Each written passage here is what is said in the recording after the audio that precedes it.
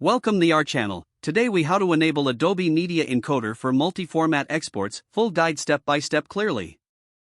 First, launch Adobe Media Encoder from your applications. Once the interface opens, check that you have your project ready in Adobe Premiere Pro or After Effects. Next, ensure you have your sequence or composition selected. Now, go to the File menu and select Export. From the drop-down, choose Media. A new export settings window will appear. In this window, look for the Format drop-down menu. Select the desired format you want to export.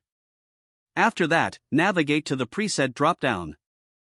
Choose the appropriate preset for your export needs. To enable multi-format exports, locate the Q button. Click on Q instead of Export.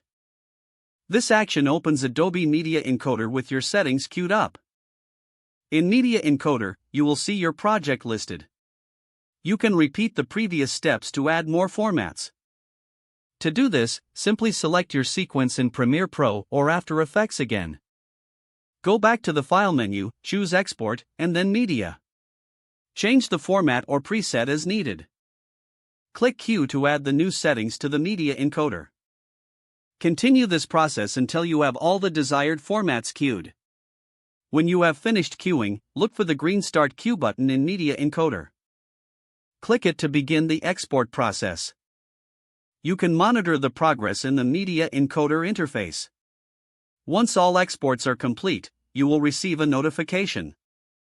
Check the output folders for your finished files. You have now successfully enabled Adobe Media Encoder for multi-format exports. This method allows for efficient handling of multiple file types. Now you can easily share or distribute your projects in various formats. Don't forget to like this video and subscribe to our channel for more step-by-step tech guides.